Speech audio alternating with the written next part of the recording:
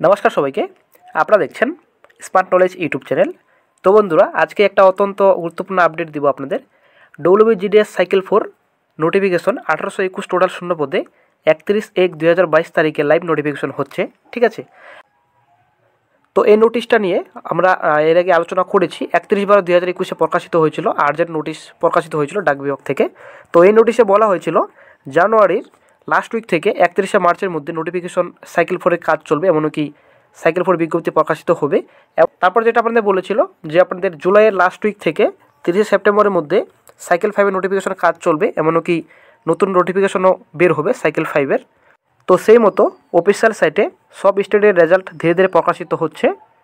আপনারা অনেকে দেখতে পাচ্ছেন বর্তমানে এখন রেজাল্ট আন্ডার প্রসেসে রয়েছে জম্মু কাশ্মীর, উত্তরাখণ্ড, ওয়েস্ট বেঙ্গল, দিল্লি। তো এই 4টি স্টেটের রেজাল্ট এখন বর্তমানে পেন্ডিংয়ে রয়েছে। তো রেজাল্ট রিলিজ করেছে, আপনারা দেখতে পাচ্ছেন বিহার, মহারাষ্ট্র, অন্ধ্রপ্রদেশ, তেলেঙ্গানা, উত্তরপ্রদেশ। তো এই কয়েকটি স্টেটের রেজাল্ট রিলিজ করেছে।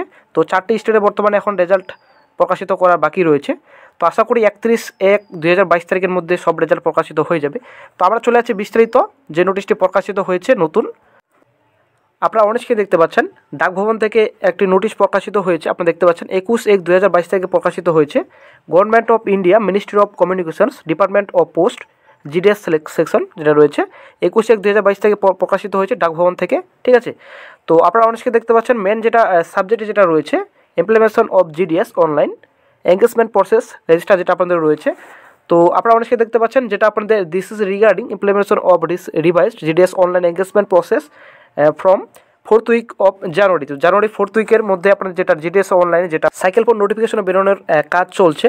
তো তারপর যেটা আপনাদের 2 নম্বর বলেছে গো live for notification off vacancy from 31/1/2022। তো 31/1/2022 থেকে লাইভ নোটিফিকেশন হবে। তো বন্ধুরা, আপনারা আশা করি বুঝে গেছেন যেটা আপনার ডাকভবনের নোটিশ থেকে সব কিছু বোঝা যাচ্ছে ক্লিয়ারলি যে 31/1/2022 থেকে যেটা সাইকেল 4 নোটিফিকেশনের কাজ শুরু হয়ে যাবে এবং 31/1/2022 তারিখেও প্রকাশিত হয়ে যেতে পারে সাইকেল 4 নোটিফিকেশন।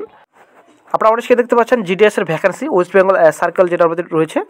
তো সাইকেল 4 নোটিফিকেশন টোটাল শূন্যপদের সংখ্যা রয়েছে 1821। তো যেখানে অল রিজন দেওয়া নেই এখানে।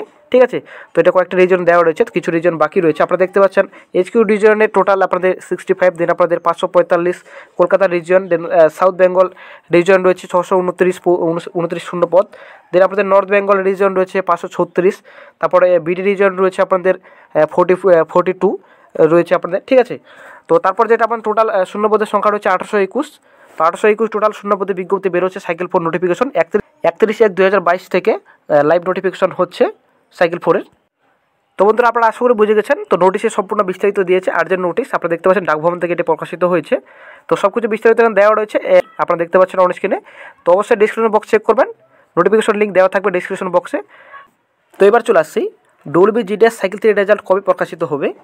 তো 21/1/2022 তারিখে যেটা আর্জেন্ট নোটিশে যেটা বলা হয়েছে ডাকভবন থেকে যেটা প্রকাশিত হয়েছে, তো 31/1/2022 তারিখ থেকে লাইভ নোটিফিকেশন হবে সাইকেল 4-এর।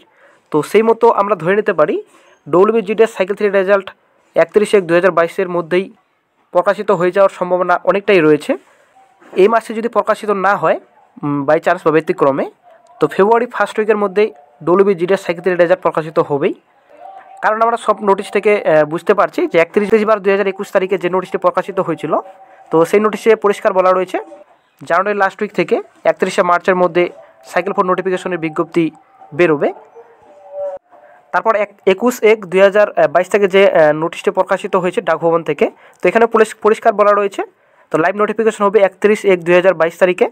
তো সেই মতো বোঝা যাচ্ছে যে 31/1/2022 তারিখের মধ্যেই ডব্লিউবিজিডিএস সাইকেল 3 রেজাল্ট প্রকাশিত হয়ে যাওয়ার অনেকটা সম্ভাবনা রয়েছে। তো বন্ধুরা, এটাই আজকে আপনাদের একটা ছোট্ট একটা আপডেট দেওয়ার ছিল। তো ভিডিওটি ভালো লাগে লাইক, শেয়ার, কমেন্ট অবশ্যই করবেন।